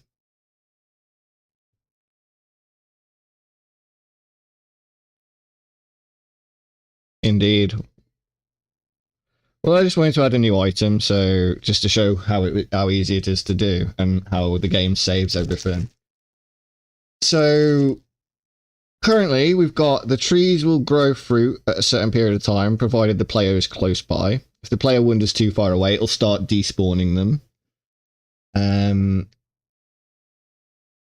If you exit the level and load back in, it will remember any ones that are on the floor that weren't previously despawned. So anything that is dropped and isn't cleared up by the tree won't disappear forever. It'll only disappear forever in that instance, that session. If yeah,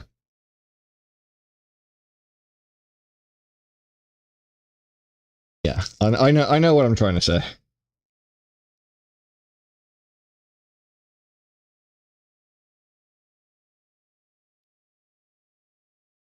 Council using the C word. What creativity?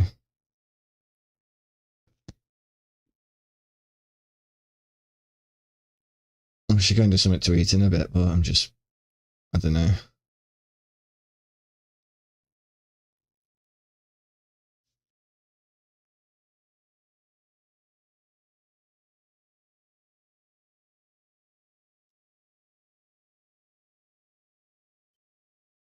But yeah, it should be pretty server friendly because of all the clearing up that it does. Like every tree will keep track of the fruit that it drops. Oh, cigarette, haha.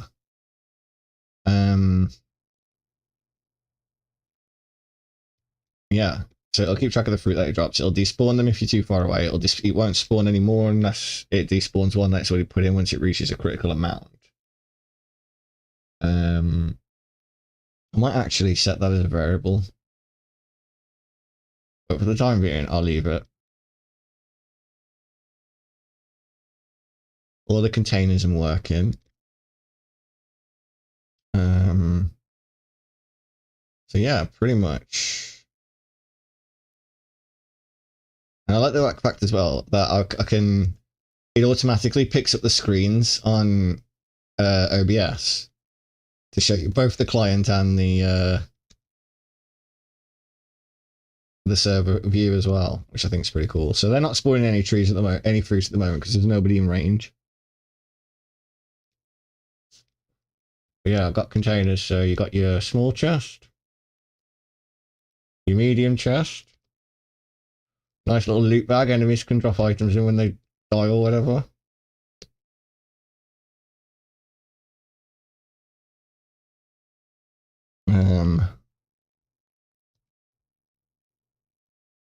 Yeah, these containers don't already have anything in them, so let's pick up the stone.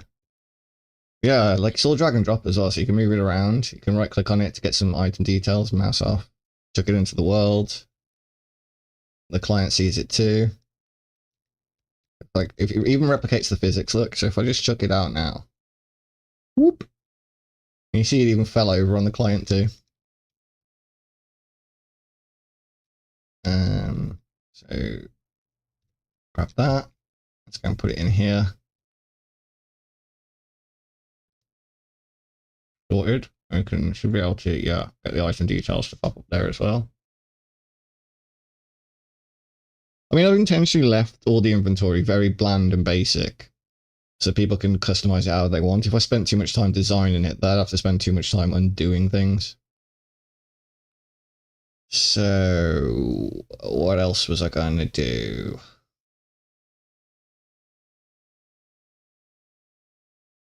I think that was pretty much covered all the bases. Can I have more items and more containers, because that's really pretty easy to do. But I think other than that,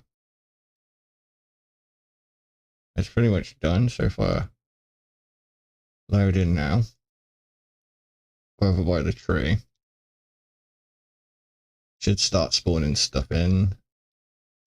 There we go. There's a nice little juicy peach. And an apple. Another juicy peach somewhere, maybe. Yep, there we go. Another apple.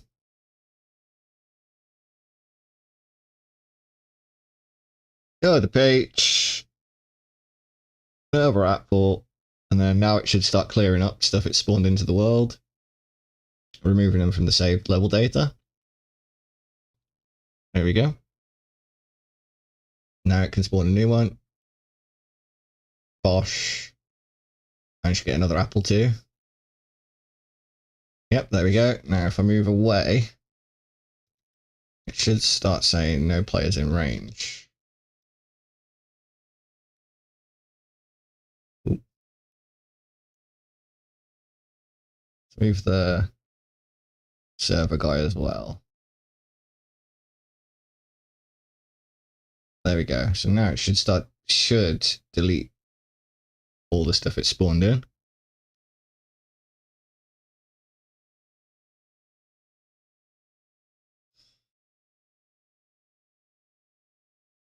Yeah. Saves on them doing all the hard work. So now if we come over here, yep, all the fruit's gone, and because we're back in range, it should start dropping them in again. Nice. I think all that's left now is to get a thumbnail for the peach, really.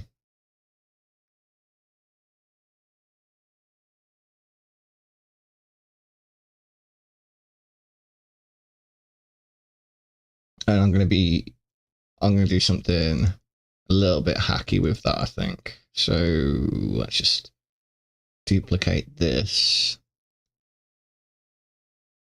Item icon. Peach. And let's see, can I hue? There we go.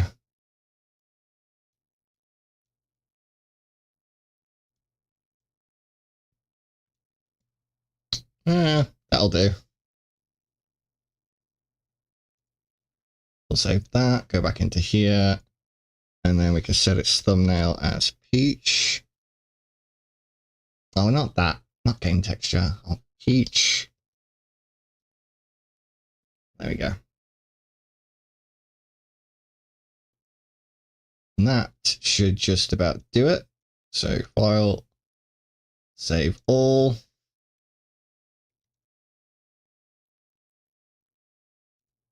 Did I have any in my inventory? Yes, I did. And there's the item look, the item thumbnail, and it also automatically gets shunted into those as well. So I can pick up the rest of these fruits, these logs. Get that. And then I can come over here and it should spawn me in some delicious apples and peaches. There we go.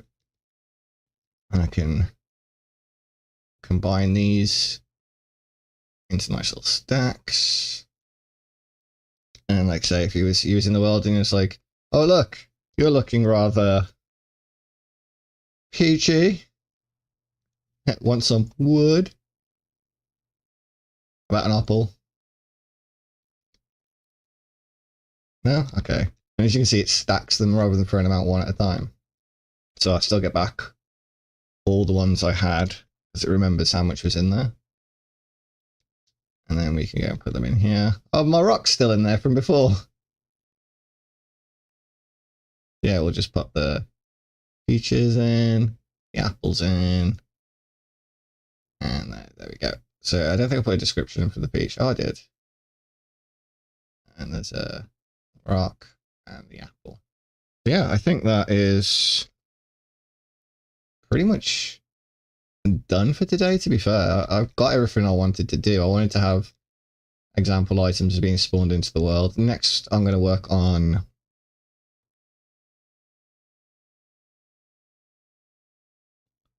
what the hell's an auto subwoofer? Some fucking HP Lovecraft thing. you go. So yeah, what's next? I suppose a hotbar probably gonna be useful, and maybe some sort of crafting system. But what it is, it's pretty much, yeah. There we go. Client works, server works. So if I go over here now, all those items are in that chest. Nothing in that one. I should be able to go over here. And it should spawn an apple soon. Or a peach. There we go. Grab that. So yeah, you can see kind of like Minecrafty style resourcey collection-y thing. I don't know. I'm too hungry and too sober.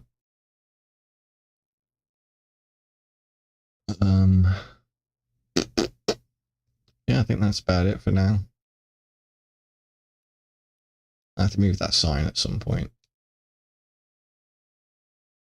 But yeah.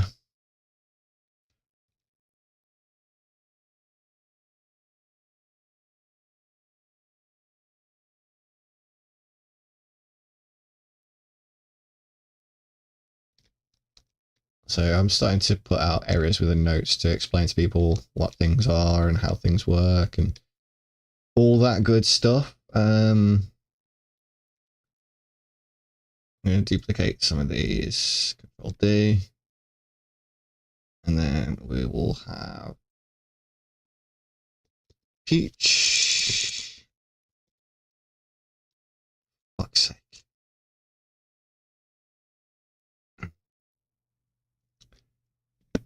Peach. Oh my god, fucking caps lock. There we go. Oh, you see how they automatically instantly turn into peaches as well, by the way. I think that's pretty sweet. Yeah, it's all set up in the construction script. So basically, I've tried to make it as easy for the level designers as possible. Oh yeah, I didn't delete the save file, did I?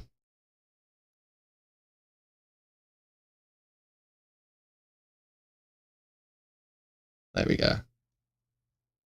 And now it should go over to these and it should just say peach, apple, interact with apple, interact with apple, peach, peach. Okay, and do I not have an interaction message in? I do not. Okay, so I'm setting them in the things. Yeah, that's fine. So you can just click on them. And then in here you can do pick up.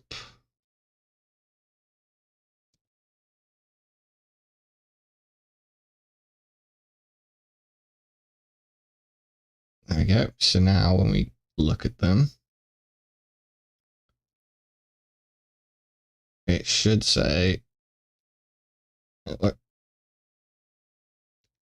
interact with peach. There we go. Interact with apple. Interact with stone, wood, wood, and wood. Let's go and put them all in the chest. I'll stack them up first. They don't stack automatically yet, but I'll come to that at some point. And then I'm like, okay, I don't need this rock. Whoop. Lovely. So yeah, it's coming along quite nicely. I think what I'll do, maybe tomorrow, if I think about it, or if I can find the motivation, is maybe build it out so we can test it across Steam, do like a proper multiplayer test. Might add some more stuff before then though. Really want to try and get the crafting and resource stuff in. So then you can use these base tree models, the master blueprint, to spawn other things like berries, strawberries, things like that. Trying to think what else. I did pretty much everything I wanted to do. Oh, I just loaded a BPSXE by accident. Go to bed. So yeah. Pretty much where I want it to be right now.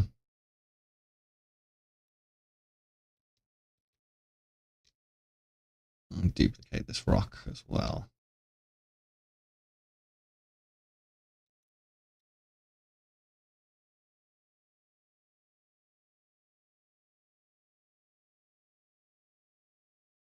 There's one last test before bed. Well, not bed, but what was the testing again? Oh yeah. Interact with the rock, pick up peach, interact with apple, interact with apple, interact with stone, interact with stone. So let us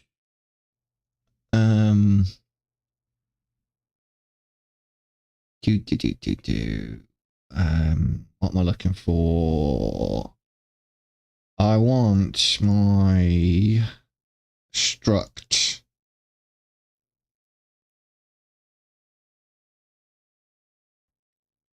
I do. I want me struct for item details. Is it item details?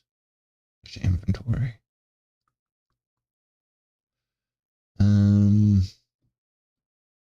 Hang on.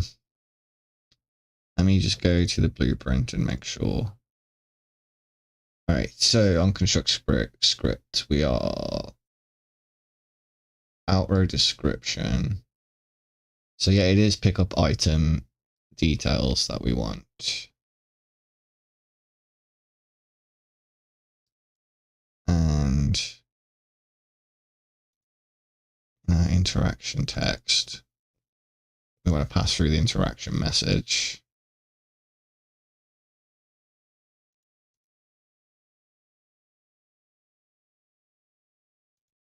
Graph. I believe that is fine for now. That's the default value for that. Interact with. So if we go back to the struct, data table, pick up item details. We want a new variable. I'm going to call this interaction message. And that's going to be text. Save, and then go back to our data table. And for our apple, we want to take pick up. Wood, we'll say bake. Stone, we'll say collect. Take for wood. Stone, collect. And peach, pick up. Okay, so save that. Get rid of these.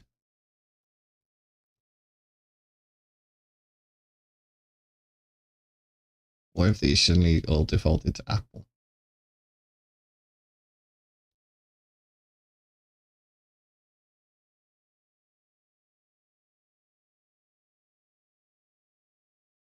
Okay, there we go. All right, interact with stone.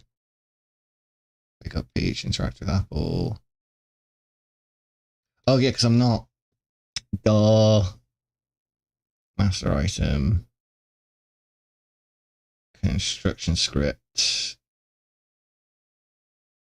We want to set the interaction message to our interaction message. And then that should automatically set that up. So compile. Save games, get rid. Hit play again. Okay. Pick up apple. Collect stone. collect stone, pick up peach, take wood. Perfect. And our little fruit trees are already bearing fruit. Whee!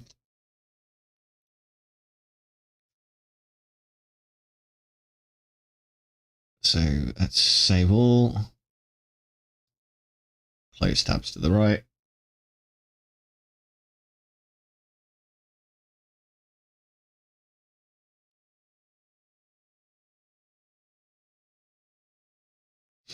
And that should be it. Let's just do one last little testy poos. Make sure everything's spawning in correctly. Take wood, pick up apple, collect stone. Nice. Get some emotes or something. So that's all well and good. Well, I think that's probably going to be it then. Tomorrow I'll come back and we'll sort out the crafting system and, well, maybe not the crafting system, but I'll work on stack splitting and all that kind of stuff. Alright then, I am going to leave it there and go and get some food or something.